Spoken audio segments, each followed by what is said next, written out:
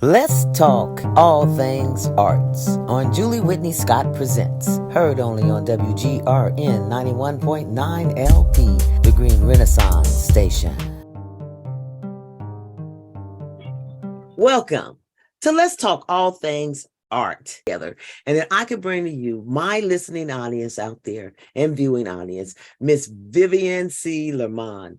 Talk with us and tell us a little bit about who are you, Vivian, and how did you begin and start your writing?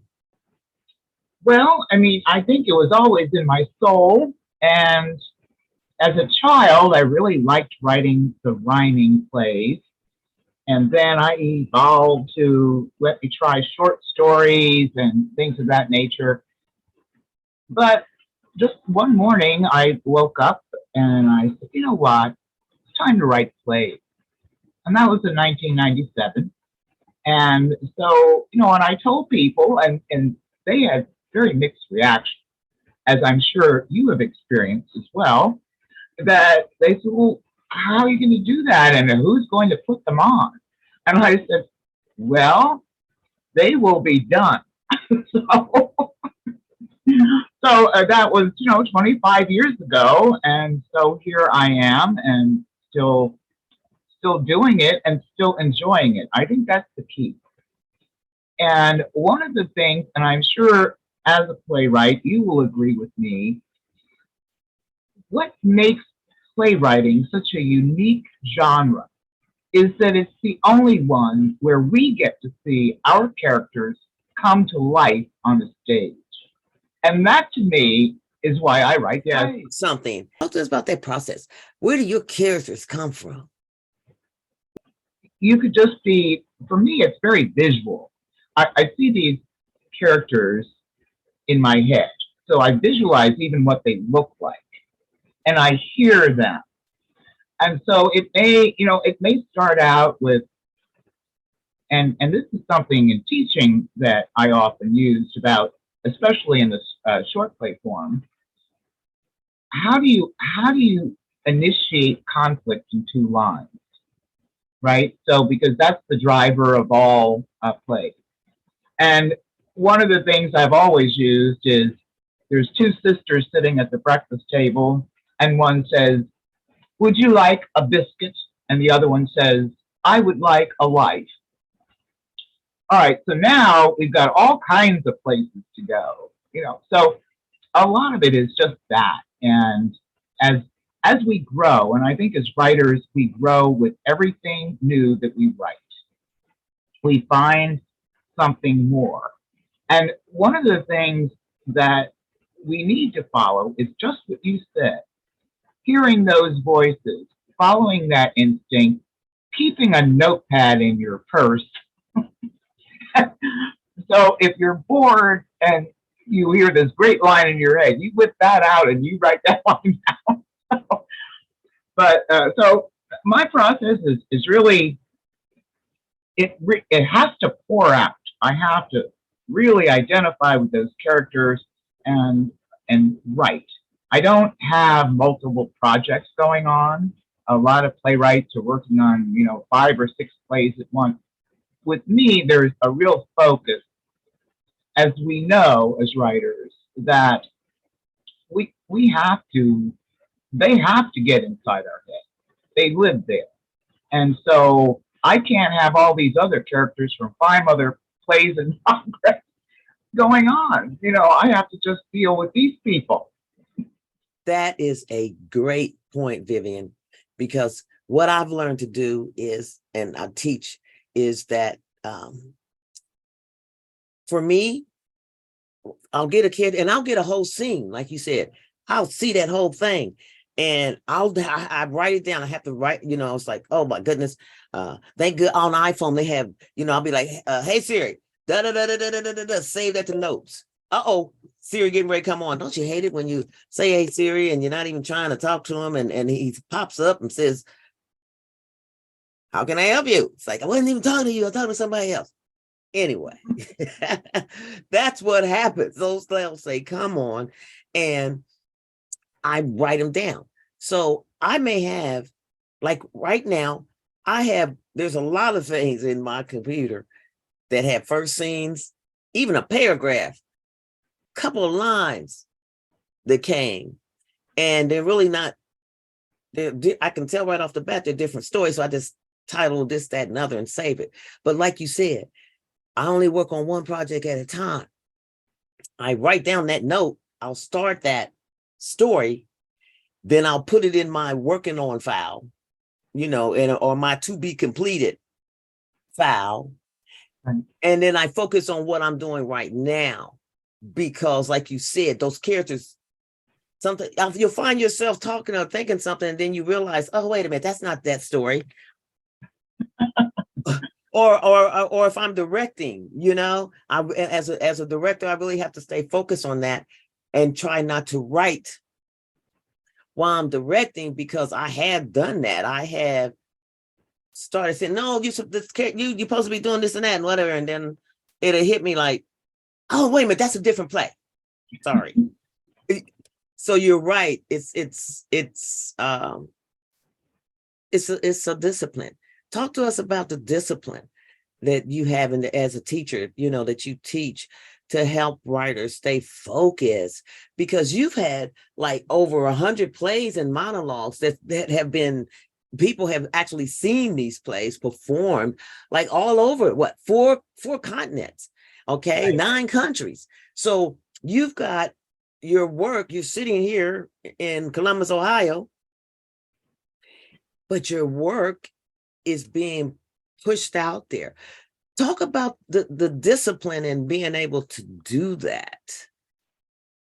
Well, I think one of the things is that we, as writers, we are writing for actors to perform before an audience.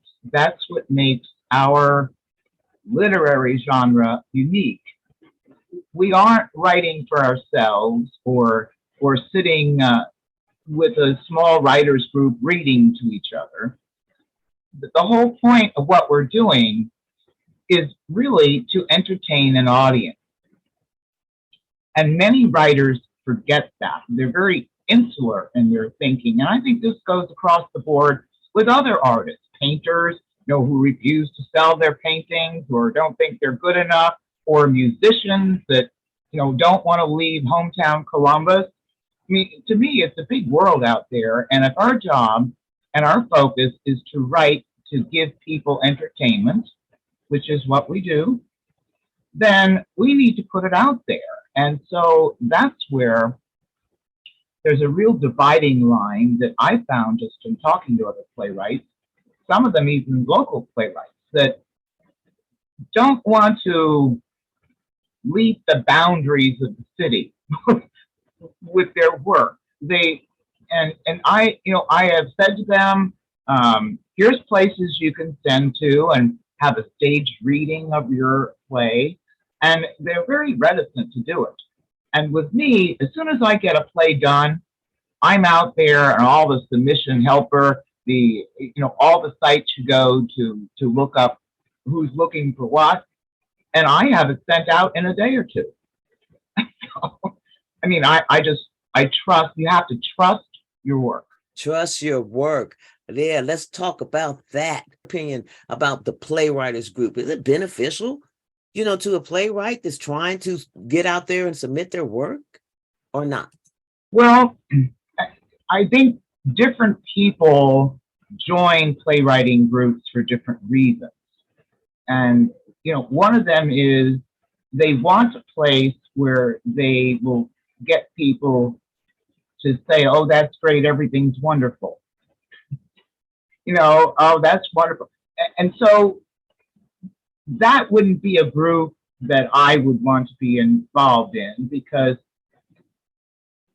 we should, if we're going to be in a group like that, we'd like some constructive criticism based on the key components of playwriting.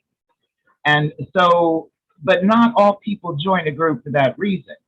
Now, I'm kind of a solo person. I'm not into joining writers groups. I should spend my time writing, not, doing all the other.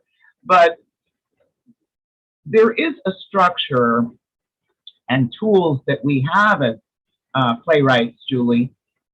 That's why when we finish a new work, we want to, especially a full length, maybe 10-minute plays are a little bit different, but with a full length, we really want to have a staged reading. We want to hear it read. So we as writers have a sense of the timing, whether or not, we're bogged down with our pacing, we have pacing problems. And the best way to do that is to find a theater company that is going to be doing staged readings of new works so that we have that. And so if we line up 2 or 3 staged readings, that should give us the opportunity as writers to fix any glitches or to listen to any, and I'll use the word sensible advice. If something is unclear to the audience, then we need to look at it. But if somebody wants me to rewrite the play, my response is always, that's a very interesting perspective. And I leave it at that, because some people also love to hear themselves talk. So that's kind of my policy. That's my process. Since we were talking about process, that I like to.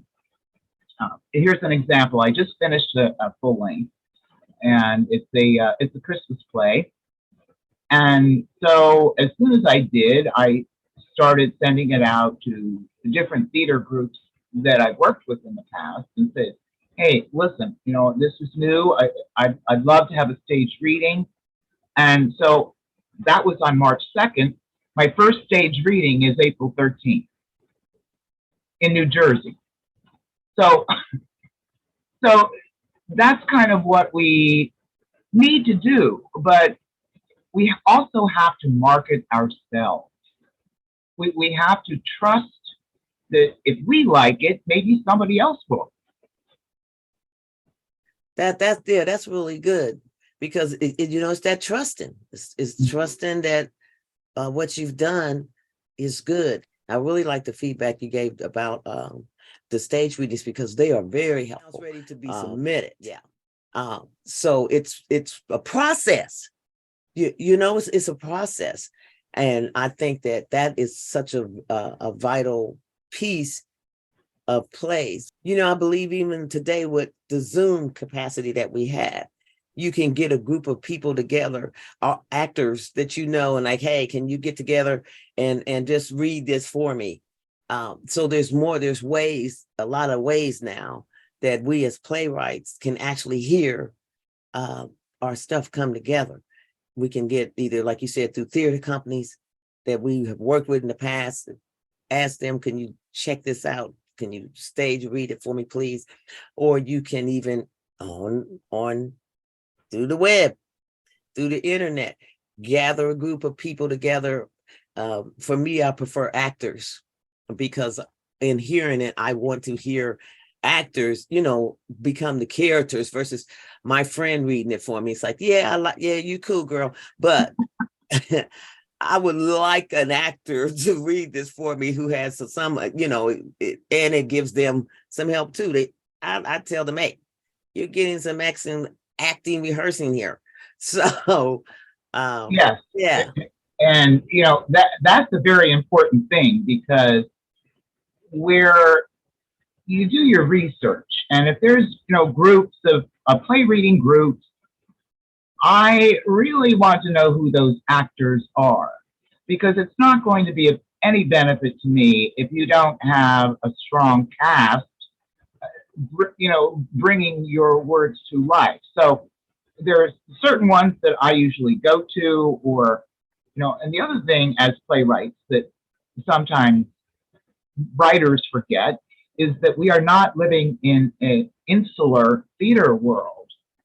There are actors, and we need actors to bring our words to life.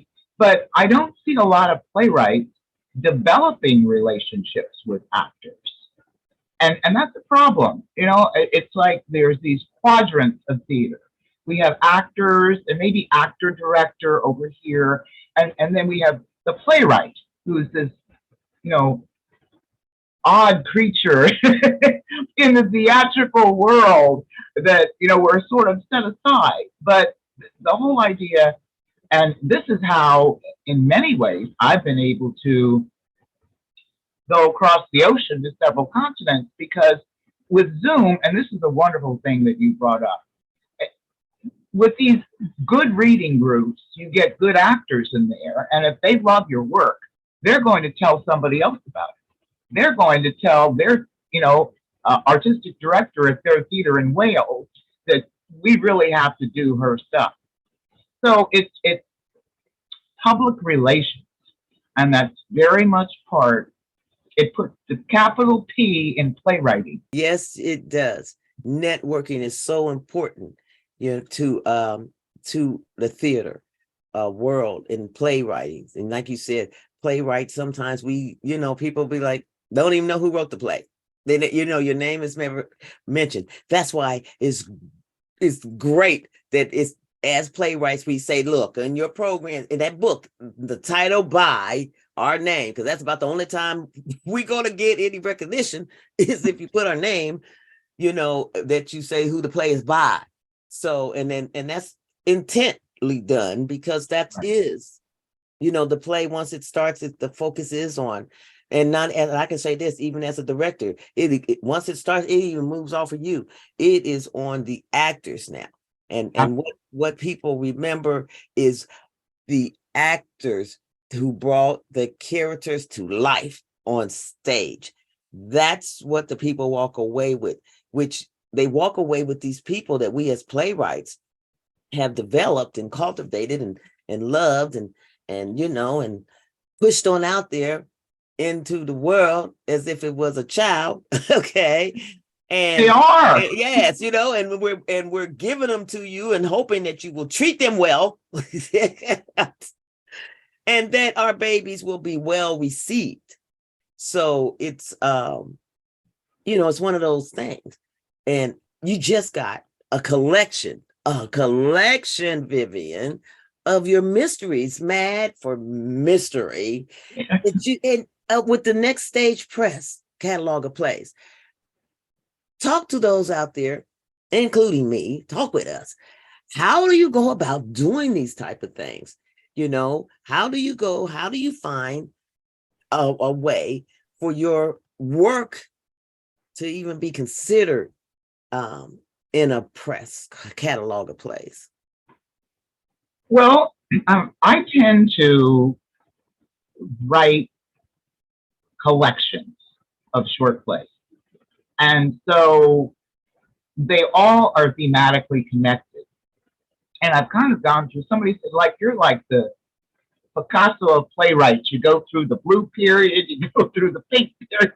But it's just, and I'm sure this is true for you, you get on something like, one year I just wrote a lot of monologues.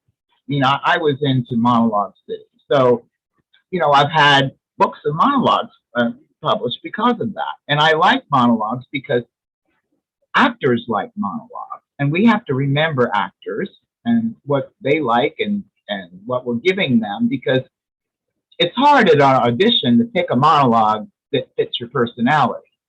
And if we create monologues that work for people, then that's great for us and them. But basically, what I did when COVID hit, I used my time accordingly, since nothing could be going up on a stage. I put all my collections together and sent them out to, unfortunately, he gave up the business now, and so I've sort of moved on. But collections of work that, like, one is Mad for Mystery. They're all short mysteries. And then, I have one called Still Feisty, which is for actors 50 and over, pretty much. And because there's a market for that, and actors over 50 would like to be able to have some nice performance pieces. That collection's been very popular. And then Tapas, which you're familiar with, that we, I just took a lot of short plays together. So it gives a theater something to do that is unique it's like a short play festival without having to go out and call for submissions and getting, 500 plays in to read. So that's helpful. So basically, and it's people say to me, "Oh, have you started writing?" This was in December. Have you started writing your next Christmas play? I said yes, and I always do that in December. So this new piece that's out, Convergence, is a Christmas play, but it's also a mystery. So basically, you just have to. We go back, Julie, to trust. I feel like this is ready, and I send out the log line, little synopsis, and just say, is this something your publishing house would be interested in? And so you wait for an answer, yes, no, maybe. And so I'm very pleased to have a yes. And as of this Saturday, that's the official release date, although people have had the opportunity to pre-order Mad for Mystery. It will be at the Rama Bookshop in New York City on West 39th Street.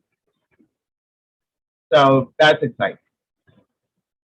That's very exciting. We have our own Columbus own Vivian. Yes, Lermond doing the thing. I'm, really happy that you was able to take some time and share with us your thoughts and opinions and just for me, just good feedback on how we can be better at doing what we're doing and the importance of trusting. And also, Julie, the importance of having fun, because it shouldn't be a chore. Writing for me is really joyful, and creating these characters that are multidimensional. We're all sort of a super sleuth when it comes to trying to find that character's unique voice. Yes, and that is a lot of fun. Yes. And not only is it a lot of fun, it's just rewarding it's rewarding for me, first place, to just finish a piece. It'd be like, yeah, I finished that piece and then getting the opportunity to have people actually take your work and produce it and bring it to life. That's a second joy, right there. So it's reinforcement to me, as a writer, to keep writing, and that these characters that are in my head that I must put on paper, that come on paper, are also hopefully the characters that reach other people's, and they become in their head, and they become someone that they love and care about. Well, and I think one of the greatest compliments as playwrights that we can get is that there is an audience talk back, and somebody in the audience you could tell that this character or these characters were very real to them, because they'll say, well, is there going to be more? Are you going to write more about them? Like maybe another play with them in it? And so, you've done your job, because you did bring characters to life for this person, and they're very engaged in the characters, because, well, that's the best compliment. If an actor says to you, all right, I'd like, if you're doing anything, let me know, let me audition, and so on. And one of the nicest examples of that I had just a few weeks ago, it was a woman who directed a 10-minute play of mine in London. And it was right when COVID re-hit them last year. And so she wrote to me and she said, I don't feel that I was able to give your play enough rehearsal time. So I've moved back to Essex, and I'm going to do it, with the theater there. With, your permission, I'll send you the paperwork. And I said, great. And I posted that on UK Playwrights on Facebook, a group. And a woman who has done my work in London, an actor, a wonderful actor, said, I want to do it. I said, it's in Essex, you're in London. And she said, and it's an hour and a half away. She said, I will drive to Essex to do that play. So, I mean, you know, you're giving actors something, and that is something that we need to remember. It's right. Our job is to give them something that makes them shine. And it's very easy to forget that. But that's what we do. We make actors look good. If we write well, we make Yes. actors look good.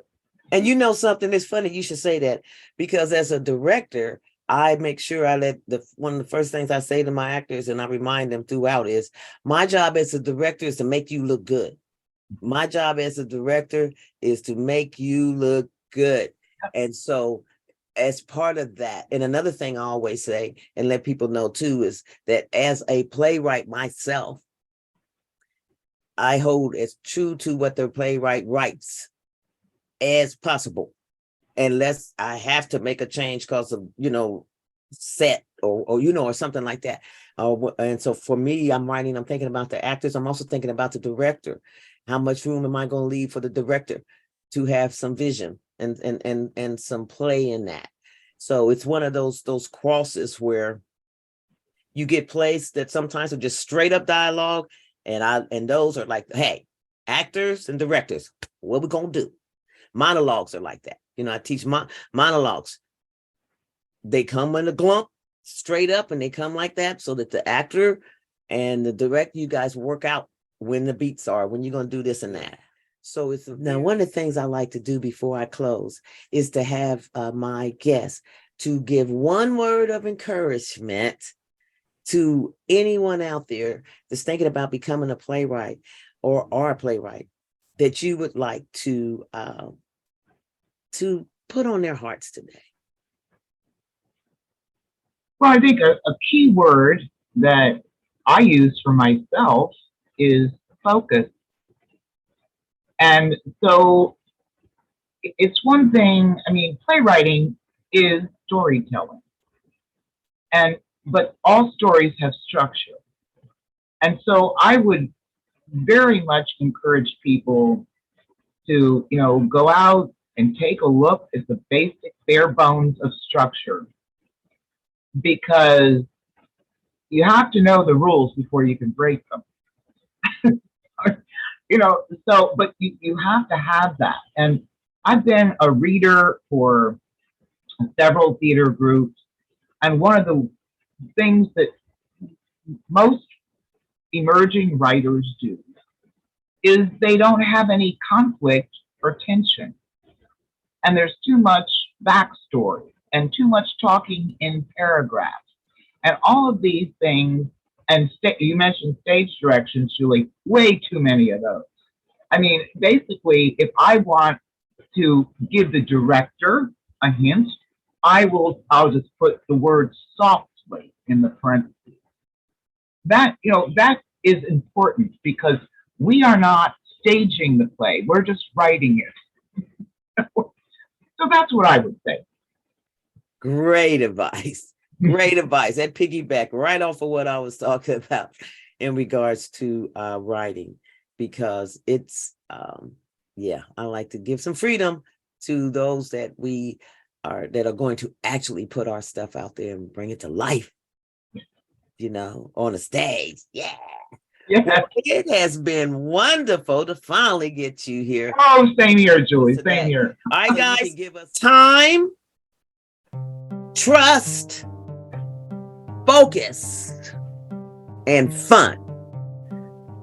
These are the words that we're taking from Miss Vivian C. Lermond. Thank you so much for being on Let's Talk Arts. Oh, and thank you, Julie. It was fun. All righty.